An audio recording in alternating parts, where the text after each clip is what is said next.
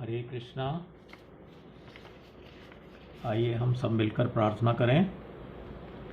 सच्चिदानंद रूपाय विश्वोत्पत्त्यादि Hathaway तापत्रय विनाशाय श्री कृष्णाय वयं नुमः। कृष्णे सदामुपगते धर्म ज्ञानादिभिः सह कलौ नष्ट दशामेश पुनारार्कोर्धनुर्दिता वसुदेव सुतं देवं कंस चाणूरमर्दनम देवकी परमानंदम कृष्णम वंदे जगद्गुरु।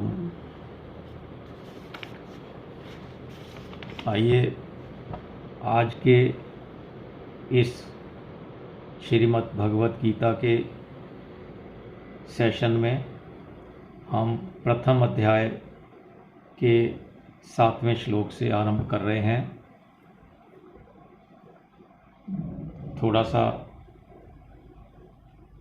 पिछला प्रकरण ध्यान में लाते हुए हम शुरू करेंगे।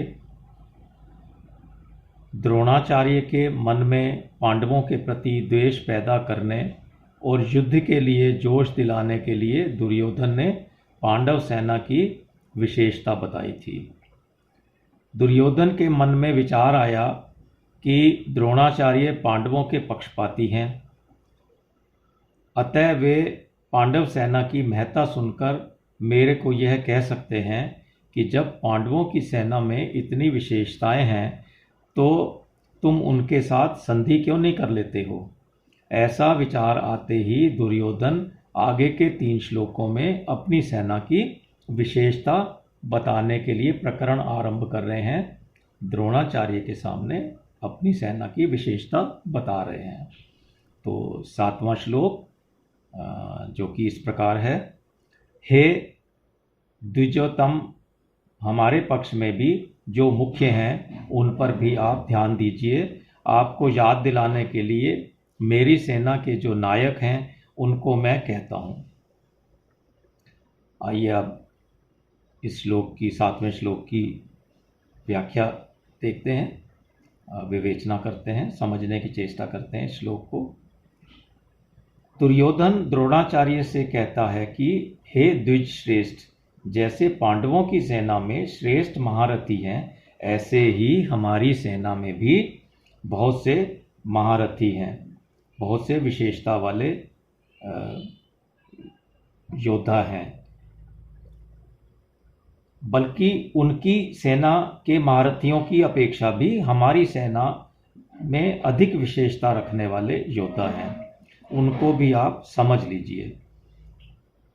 तीसरे श्लोक में, इसी अध्याय के तीसरे श्लोक में तो उन्होंने कहा था कि पांडवों की सेना को देख लीजिए, क्योंकि पांडवों की सेना सामने खड़ी हुई थी।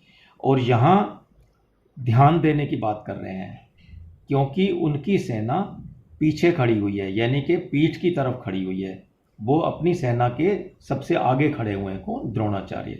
तो इसलिए यहाँ पर शब्द जो प्रयोग किया, ध्यान दीजिए, इसलिए ध्यान देने की बात है। देख तो सकते नहीं आप पीछे, ध्यान दे सकते हैं, तो इसलिए शब्दों का थोड़ा सा अंतर है। अपनी सेना की तरफ द्रोणाचार्य की पीठ है, इसलिए उसको देखने की बात न कहकर उस पर ध्यान देने के लिए दुर्योधन ध्यान दीजिए शब्द का प्रयोग कर रहे हैं। मेरी सेना में भी जो विशिष्ट सेनापति हैं, सेना नायक हैं, महारथी हैं, मैं उनके नाम केवल आपको याद दिलाने मात्र के लिए ही बता रहा हूँ, आपकी दृष्टि उधर खींचने के लिए ही कह रहा हूँ। हमारे बहुत से सेना नायक हैं, उनके मैं नाम कहाँ तक कहूँ, इसलिए मैं उनका केवल संकेत मात्र करता हूँ, क्योंकि आप तो वैसे ही सबको भली भांति जानते हैं।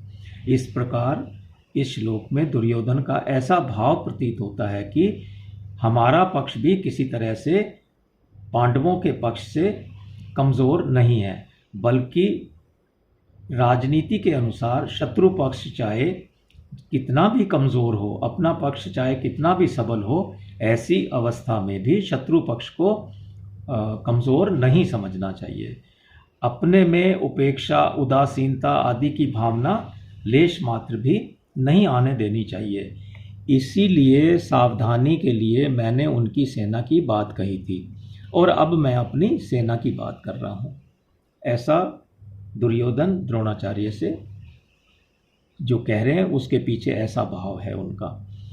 और एक भाव और हो सकता है यहाँ पर कि पांडवों की सेना को देखकर दुर्योधन पर बड़ा प्रभाव पड़ा, उसके मन में कुछ भय सा भी उत्पन्न हुआ, कारण की संख्या में कम होते हुए भी पांडव की सेना के पक्ष में बहुत से धर्मात्मा पुरुष थे, और फिर स्वयं भगवान श्री कृष्ण उनके पक्ष में थे। जिसके पक्ष में धर्म और भगवान स्वयं रहते हैं उसका सब पर बड़ा प्रभाव पड़ता है। पापी से पापी, दुष्ट से दुष्ट व्यक्ति पर भी उसका अत्यधिक प्रभाव पड़ता है।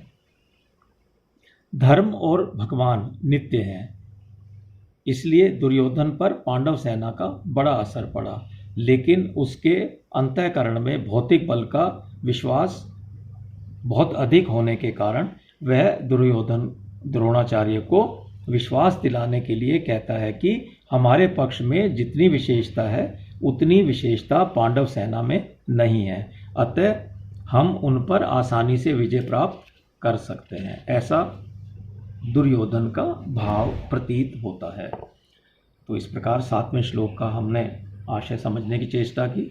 अब हम 8वें श्लोक की तरफ बढ़ रहे हैं। इस श्लोक में भी दुर्योधन द्रोणाचार्य के समक्ष अपनी बात रख रहे हैं पुनः। 8वां श्लोक जो कि इस प्रकार है, आप यानी कि द्रोणाचार्य और पितामह भीष्म तथा कर्ण और संग्राम विजयी कृपाचार्य तथा वैसे ही अश्वत्थामा, विकर्ण और सोमदत्त का पुत्र भूरिश्रवा। तो ये कुछ नाम गिनाए हैं। यहाँ जो जो नाम गिनाए गए हैं इस युद्ध में उनका क्या परिणाम हुआ ये श्लोक में तो नहीं दिया गया है, लेकिन मैं जब उनके बारे में बताऊंगा तो ये भी बता दूंगा कि इस युद्ध में उनका क्या हुआ, युद्ध में उनकी गति किस प्रकार हुई, किसके हाथों हुई या नहीं हुई, जो भी बात होगी तो उनके विषय में साथ के साथ बताता चलूँगा। दुर्योधन कह रहे हैं द्रोणाचार्य से, आप और पितामह भीष्म दोनों बहुत ही विशेष पुरुष हैं। आप दोनों के सामने समकक्ष बराबर इस संसार में तीसरा कोई प्राणी है ही नहीं। अगर आप दोनों में से कोई एक भी अपनी पूरी शक्ति लगाकर युद्ध करेगा तो देवता, यक्ष, मनुष्य, राक्षस आदि में कोई भी ऐसा नहीं है जो कि आप दोनों के सामने अधिक समय तक टिक सके। आप दोनों के पराक्रम की बात तो संपूर्ण जगत में प्रसिद्ध है। पितामह भीष्म तो बाल ब्रह्मचारी हैं और इच्छा मृत्यु प्राप्त है उनको। उनकी इच्छा के बिना उन्हें कोई मार ही नहीं सकता। तो इनके विषय में मैं बता दूं कि महाभारत के युद्ध में द्रोणाचार्य धृष्टद्युम्न के द्वारा मारे गए और पितामह भीष्म ने अपनी इच्छा से ही सूर्य के उत्तरायण होने पर अपने प्राणों का त्याग किया था, जैसा कि आप पूर्व में भी इनके विषय में जानते होंगे। भीष्म पितामह के बीच में शरशैया पर सोते रहे और जैसे ही सूर्य उत्तरायण की तरफ हुआ और उन्होंने अपने प्राण त्याग दिए थे। फिर नेक्स्ट नाम आया था कर्ण का।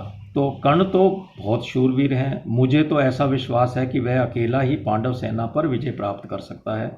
उसके सामने अर्जुन भी कुछ नहीं कर सकता। देखिए, अर्जुन भी कुछ नहीं कर सकता क्योंकि अर्जुन को वो सबसे अधिक शूरवीर और युद्ध कला में निपुण मानते थे, इसलिए अर्जुन भी उनके सामने कुछ नहीं कर सकता। ऐसा वह कर्ण हमारे पक्ष में है। तो कर्ण महाभारत के युद्ध में अर्जुन के द्वारा ही मारे गए थे। फिर कृपाचार्य की बात करते हैं। कृपाचार्य की तो बात ही क्या है, वे तो चिरंजीवी हैं, हमारे परम हितैषी हैं और संपूर्ण पांडव सेना पर विजय प्राप्त कर सकते हैं। तो चिरंजीवी हैं से क्या तात्पर्य है कि अश्वत्थामा, बलि, वेदव्यास, हनुमान, विभीषण, कृपाचार्य, परशुराम और मार्कंडेय, ये 8 चिरंजीवी हैं, ऐसा पद्म पुराण शास्त्र में वर्णन आया है। तो कृपाचार्य भी उनमें से एक हैं जो कि चिरंजीवी हैं। द्रोणाचार्य और भीष्म के बाद दुर्योधन को कृपाचार्य का नाम लेना चाहिए था, परंतु दुर्योधन को कर्ण पर जितना विश्वास था उतना कृपाचार्य पर नहीं था। कर्ण का नाम तो भीतर से बीच में ही निकल पड़ा। द्रोणाचार्य और भीष्म कहीं कृपाचार्य का अपमान न समझ लें, इसलिए दुर्योधन कृपाचार्य को संग्राम विजय विशेषण देकर उनको प्रसन्न करना चाहते हैं। अश्वत्थामा ये भी चिरंजीवी हैं और आपके ही पुत्र हैं। ये बड़े ही शूरवीर हैं, इन्होंने आपसे ही अस्त्र शस्त्र की विद्या सीखी है, अस्त्र शस्त्र की कला में ये बड़े चतुर हैं। हमारे पक्ष में भी मेरा भाई विकर्ण बड़ा धर्मात्मा और शूरवीर है। ऐसे ही हमारे प्रपितामह शांतनु के भाई बाहिक के पुत्र तथा सोमदत्त के पुत्र भूरिश्रवा भी बड़े धर्मात्मा हैं। इन्होंने बड़ी बड़ी दक्षिणा वाले अनेक यज्ञ किए हैं। ये बड़े शूरवीर और महारथी हैं। युद्ध में इनका क्या हुआ वो भी देख लेते हैं। युद्ध में विकर्ण भीम के द्वारा और भूरिश्रवा सात्यकी के द्वारा मारे गए थे। यहाँ इन शूरवीरों के नाम लेने में दुर्योधन का भाव कुछ इस प्रकार मालूम देता है कि हे आचार्य, हमारी सेना में आप भीष्म, कर्ण, कृपाचार्य आदि महान पराक्रमी शूरवीर हैं। ऐसे पांडवों की सेना में एक भी देखने में नहीं आता है। हमारी सेना में कृपाचार्य और अश्वत्थामा ये तो दो चिरंजीवी हैं, जबकि पांडवों की सेना में एक भी चिरंजीवी नहीं है। हमारी सेना में धर्मात्माओं की भी कमी नहीं है, इसलिए हमारे लिए डरने की कोई बात है ही नहीं। इस प्रकार हमने 8वें श्लोक का तात्पर्य समझने की चेष्टा की, 8वें श्लोक की विवेचना की। अब हम आगे बढ़ रहे हैं 9वें श्लोक की तरफ, जो कि इस प्रकार है। 9वां श्लोक, इनके अतिरिक्त बहुत से शूरवीर हैं जिन्होंने मेरे लिए अपने जीने की इच्छा का भी त्याग कर दिया है और जो अनेक प्रकार के अस्त्र शस्त्रों को चलाने वाले हैं तथा जो सबके सब युद्ध कला में अत्यंत चतुर हैं। आइए अब इसकी व्याख्या देखते हैं 9वें श्लोक की। मैंने अभी तक अपनी सेना के जितने शूरवीरों के नाम लिए हैं उनके अतिरिक्त भी हमारी सेना में बाहिक, शल्य, भगदत्त, जयद्रथ आदि बहुत से शूरवीर महारथी हैं जो मेरी भलाई के लिए, मेरी ओर से लड़ने के लिए अपने प्राणों की इच्छा का त्याग कर, अपने जीने की इच्छा का त्याग करके यहाँ पर युद्ध में आए हुए हैं हमारी तरफ से युद्ध करने के लिए। वे मेरी विजय के लिए मर भले ही जाएं पर युद्ध से कभी हटेंगे नहीं। ये सभी लोग हाथ में रखकर प्रहार करने वाले शस्त्र जैसे तलवार, गदा, त्रिशूल आदि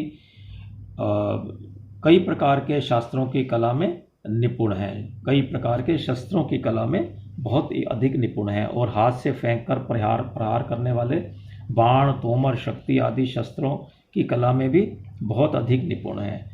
युद्ध कैसे करना चाहिए, किस तरह से, किस पैतरे से, किस युद्ध नीति से करना चाहिए, सेना को किस तरह खड़ा करना चाहिए आदि युद्ध की कलाओं में ये सभी के सभी बहुत अत्यधिक कुशल हैं, बहुत निपुण हैं। इस प्रकार हमने 9वें श्लोक का आशय समझा। अब हम आगे बढ़ रहे हैं 10वें श्लोक की तरफ। दुर्योधन की बातें सुनकर जब द्रोणाचार्य कुछ भी नहीं बोले, देखिए लगातार 3 श्लोकों में दुर्योधन ने अपनी बात द्रोणाचार्य के सामने रखी, लेकिन इतना कुछ बोलने के बाद भी द्रोणाचार्य कुछ भी नहीं बोले। तब अपनी चालाकी न चल सकने के कारण दुर्योधन के मन में क्या विचार आया, इसको संजय आगे के श्लोक में बता रहे हैं। देखिए, संजय मन की बात भी समझते हैं और आंखों देखा हाल तो सुना ही रहे हैं। दोनों ही उनमें ज्ञान, चक्षु और हृदय की बात जानने का ज्ञान दोनों ही उनको वरदान में मिला था, जैसा कि मैं पूर्व में बता चुका हूँ। तो 10वां श्लोक, द्रोणाचार्य को चुप देखकर दुर्योधन के मन में विचार हुआ कि वास्तव में हमारी वह सेना, 10वां श्लोक देखिए, हमारी वह सेना पांडवों पर विजय करने में अपर्याप्त है, असमर्थ है, क्योंकि उसके संरक्षक उभय पक्षपाती हैं, भीष्म हैं परंतु इन पांडवों की यह सेना हम पर विजय प्राप्त करने में पर्याप्त है, समर्थ है, क्योंकि इसके संरक्षक निज सेना पक्षपाती हैं, जो कि भीमसेन है। तो इस प्रकार हम इस 10वें श्लोक का आशय समझने की चेष्टा करते हैं कि वास्तव में द्रोणाचार्य को देखकर दुर्योधन के मन में किस तरह का विचार आया। तो संजय अब आगे बता रहे हैं धृतराष्ट्र को दुर्योधन के मन का भाव। तो अधर्म अन्याय के कारण दुर्योधन के मन में भय होने से वह अपनी सेना के विषय में सोचता है कि हमारी सेना बड़ी होने पर भी, यानी कि पांडवों की सेना से 4 अक्षौहिणी अधिक होने पर भी पांडवों पर विजय प्राप्त करने में है तो असमर्थ ही, क्योंकि हमारी सेना में मतभेद है। उनमें इतनी एकता, इतना संगठन, इतनी निर्भयता, इतनी निसंकोचता आपस में नहीं है जितने की पांडवों की सेना में है। हमारी सेना के मुख्य संरक्षक पितामह भीष्म उभय पक्षपाती हैं, यानी कि दोनों सेनाओं के पक्षपाती हैं, अर्थात उनके भीतर कौरव और पांडव दोनों सेनाओं का पक्ष है। वे कृष्ण के बड़े भक्त हैं, उनके हृदय में युधिष्ठिर का भी बड़ा आदर है, अर्जुन पर तो उनका विशेष स्नेह है ही, इसलिए वे हमारे पक्ष में रहते हुए भी भीतर से पांडवों का ही भला चाहते हैं।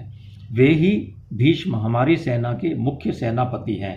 ऐसी दशा में हमारी सेना पांडवों के मुकाबले में कैसे समर्थ हो सकती है, यानी कि नहीं हो सकती। ऐसे भाव दुर्योधन के मन में चल रहे हैं, जो कि संजय धृतराष्ट्र को बता रहे हैं। पांडवों की सेना हमारे पर विजय करने में समर्थ है, इनकी सेना में मतभेद नहीं है। देखिए, कारण भी अंदर ही अंदर सोच रहे हैं वो, इनकी सेना में मतभेद नहीं है, सभी एक मत होकर संगठित हैं। इनकी सेना का संरक्षक बलवान भीमसेन है, जो कि बचपन से ही मेरे को हराता आया है। यह अकेले ही मेरे सहित मेरे 100 भाइयों को मारने की प्रतिज्ञा कर चुका है, यानी कि हम 100 भाइयों को मारने की प्रतिज्ञा कर चुका है, क्योंकि ये कुल मिला के 100 थे। तो यानी कि यह हमारा नाश करने पर तुला हुआ है। इसका शरीर वज्र के समान मजबूत है। इसको मैंने जहर भी पिलाया था एक बार, तब भी यह मरा नहीं था। ऐसा यह भीमसेन पांडवों की सेना का संरक्षक है, इसलिए इनकी सेना वास्तव में संपूर्ण है, पूर्ण है और समर्थ है। दुर्योधन के हृदय में भय बैठा हुआ है। भीतर में भय होने से वह चालाकी से द्रोणाचार्य को ऊपरी तौर से प्रसन्न करना चाहता है, उनको पांडवों के विरुद्ध उकसाना चाहता है। कारण कि दुर्योधन के हृदय में अधर्म है, अन्याय है, पाप है। अन्यायी पापी व्यक्ति कभी निर्भय और सुख शांति से बैठ नहीं सकता, रह नहीं सकता।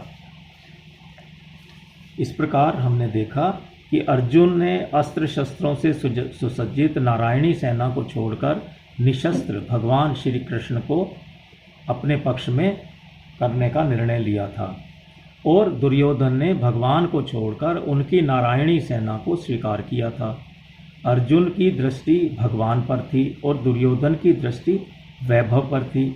जिसकी दृष्टि भगवान पर होती है उसका हृदय बलवान होता है, क्योंकि भगवान का बल सच्चा होता है, परंतु जिसकी दृष्टि सांसारिक वैभव पर होती है उसका हृदय कमज़ोर होता है, क्योंकि संसार का बल कच्चा है, सच्चा नहीं है। तो इस प्रकार हमने 10वें श्लोक का आशय समझने की चेष्टा की। अब हम आगे बढ़ रहे हैं 11वें श्लोक की तरफ। अब दुर्योधन पितामह भीष्म को प्रसन्न करने के लिए अपनी सेना के सभी महारथियों से कहता है। अब दुर्योधन पितामह भीष्म भी चुप थे, तो उनको प्रसन्न करने के लिए 11वें श्लोक में देखिए क्या कह रहे हैं। दुर्योधन बाह्य दृष्टि से, अब हम श्लोक देख रहे हैं 11वां।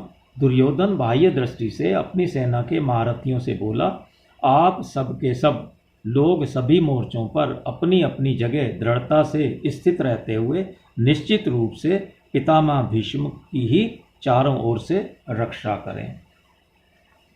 दुर्योधन अपनी सेना से कह रहे हैं कि जिन जिन मोर्चों पर आप लोगों की नियुक्ति कर दी गई है, आप सभी योद्धा लोग उन्हीं मोर्चों पर मजबूती से, दृढ़ता से स्थित रहें। सब तरफ से, सब प्रकार से भीष्म जी की रक्षा करते रहें। इसका एक भाव तो यह है कि ऐसा कहकर दुर्योधन भीष्म जी को भीतर से अपने पक्ष में लाना चाहता है। और इसका एक और भाव भी है कि जब भीष्म जी युद्ध करें तब किसी भी व्यूह द्वार से शिखंडी उनके सामने ना आ जाए। इस बात का आप लोग ख्याल रखें। अगर शिखंडी उनके सामने आ जाएगा तो भीष्म जी उस पर शस्त्र नहीं चलाएंगे, क्योंकि शिखंडी पहले जन्म में स्त्री था और इस जन्म में अभी तो वो पुरुष है, लेकिन इस जन्म में पहले वो स्त्री था और बाद में पुरुष बना है।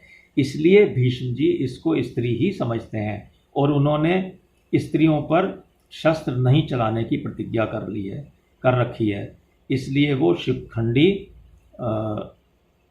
को नहीं मारेंगे, क्योंकि उन्होंने प्रतिज्ञा की हुई है स्त्री पर प्रहार ना करने की।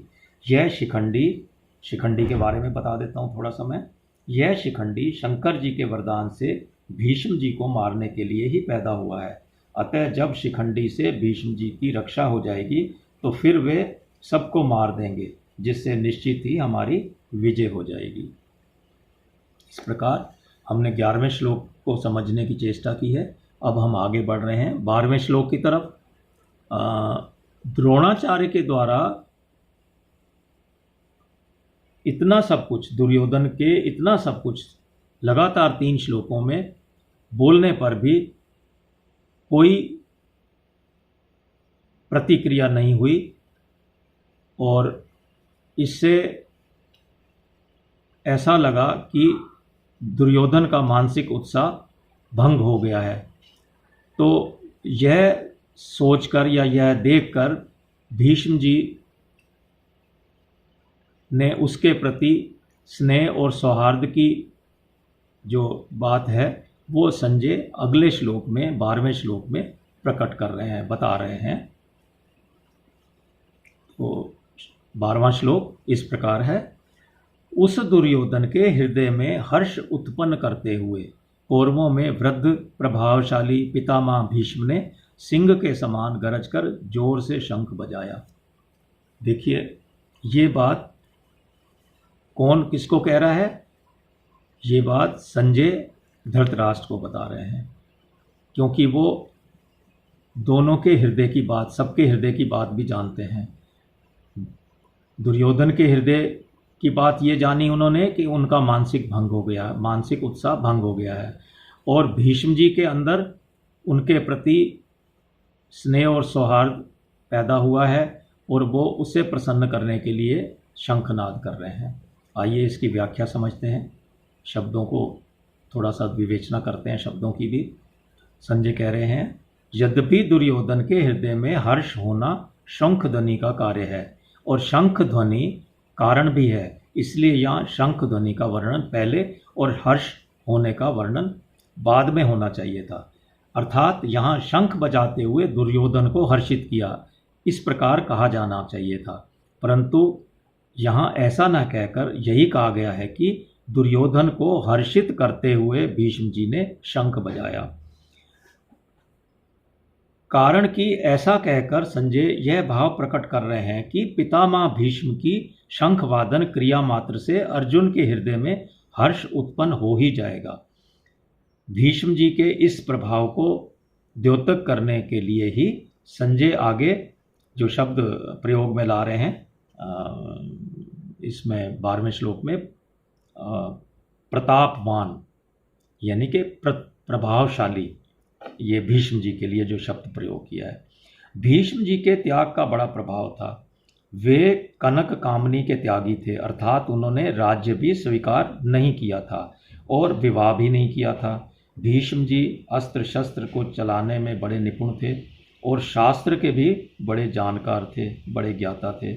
उनके इन दोनों गुणों का भी लोगों पर बहुत भारी प्रभाव था।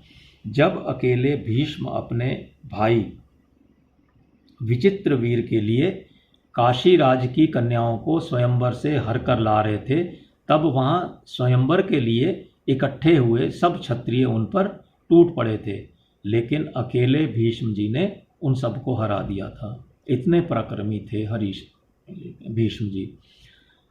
जिनसे भीष्म अस्त्र शस्त्र की विद्या पढ़े थे, उन गुरु परशुराम जी के सामने भी उन्होंने अपनी हार स्वीकार नहीं की थी, ऐसा भी प्रकरण आता है। इस प्रकार शस्त्र के विषय में उनका क्षत्रियों पर अत्यधिक प्रभाव था, बहुत भारी प्रभाव था। जब भीष्म शरशैया पर सोए थे, तब भगवान श्री कृष्ण ने स्वयं धर्मराज से कहा कि आपको धर्म के विषय में कोई शंका हो तो भीष्म जी से पूछ लें। देखिए कौन किससे कह रहा है ये बात। स्वयं भगवान श्री कृष्ण धर्मराज अर्जुन से कह रहे हैं कि आपको धर्म के विषय में यदि कोई शंका हो तो भीष्म जी से पूछ लें, क्योंकि शास्त्र ज्ञान का सूर्य अस्ताचल को जा रहा है, यानी कि शास्त्र ज्ञान का सूर्य अस्त होने जा रहा है, अर्थात भीष्म जी इस लोक से जा रहे हैं। तो पितामह भीष्म का ऐसा प्रभाव था। कहने का आशय यह मालूम देता है कि दुर्योधन के द्वारा चालाकी से कही गई बातों का द्रोणाचार्य ने कोई उत्तर नहीं दिया था। उन्होंने शायद यही समझा कि दुर्योधन चालाकी से मेरे को ठगना चाहता है, चिकनी चुपड़ी बातें कर रहा है, इसलिए वे चुप ही रहे।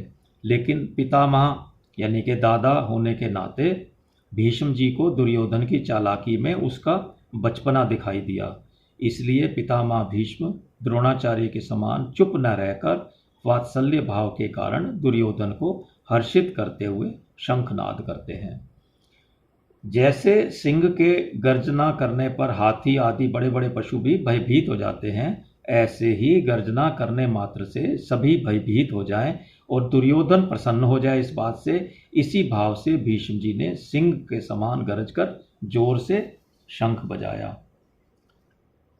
तो इस प्रकार हमने देखा कि दुर्योधन के साथ द्रोणाचार्य का विद्या का संबंध था और भीष्म जी का जन्म का यानी कि पारिवारिक संबंध था। जहाँ विद्या का संबंध होता है वहाँ पक्षपात नहीं होता, लेकिन जहाँ पारिवारिक संबंध होता है वहाँ स्नेहवश पक्षपात हो जाता है।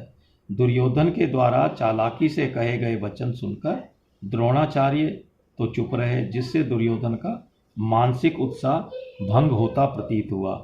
लेकिन दुर्योधन को उत्साह को उदास देखकर पारिवारिक स्नेह के कारण भीष्म जी ने गर्जना करते हुए शंखनाद किया। अब हम 13वें श्लोक की तरफ बढ़ रहे हैं। पितामह भीष्म के द्वारा शंख बजाने का परिणाम क्या हुआ, इस बात को संजय आगे के श्लोक में यानी कि 13वें श्लोक में कह रहे हैं। 13वां श्लोक इस प्रकार है। उसके बाद शंख और भेरी यानी कि नगाड़े तथा मृदंग और नरसिंगे बाजे एक साथ ही बज उठे। उनका वह शब्द बड़ा भयंकर हुआ। आइए अब इसकी व्याख्या देखते हैं 13वें श्लोक की। यद्यपि भीष्म जी ने युद्धारंभ की घोषणा करने के लिए शंखनाद नहीं बजाया था, जैसा कि हमने 12वें श्लोक में समझने की चेष्टा की थी, उन्होंने दुर्योधन को प्रसन्न करने के लिए ही शंखनाद किया था, लेकिन कौरव सेना ने भीष्म जी के शंख वादन को युद्ध की घोषणा ही समझ लिया। अतः भीष्म जी के शंख नाद करने पर कौरव सेना के शंख आदि सब बाजे एक साथ बज उठे। शंख के विषय में थोड़ा सा बताता हूं मैं। शंख समुद्र से उत्पन्न होते हैं, आप सब जानते ही होंगे। ये ठाकुर जी की सेवा पूजा में रखे जाते हैं, ये भी हम सब जानते हैं। आरती उतारने आदि के काम में आते हैं। मांगलिक कार्यों में तथा युद्ध के आरंभ में ये मुंह से फूंक कर बजाए जाते हैं। भेरी का नाम आया है नगाड़े, यानी कि नगाड़े जो कि काफ़ी बड़े होते हैं और उनको नौबत भी कहते हैं। ये नगाड़े लोहे के बने हुए होते हैं और भैंसे के चमड़े से मढ़े हुए होते हैं और लकड़ी के डंडे से इनको बजाया जाता है।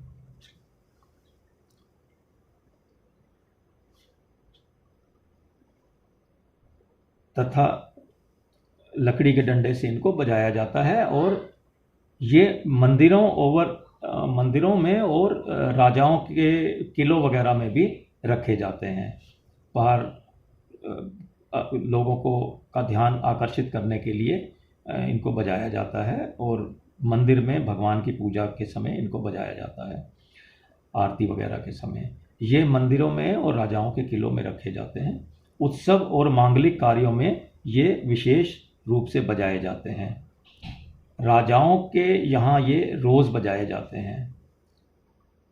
अब एक शब्द और आया है श्लोक में, संस्कृत में जो शब्द आया है वो पणव है और जिसको हम ढोल कहते हैं। ये लोहे के अथवा लकड़ी के बने हुए होते हैं और बकरे के चमड़े से मढ़े हुए होते हैं तथा हाथ से या लकड़ी के डंडे से बजाए जाते हैं।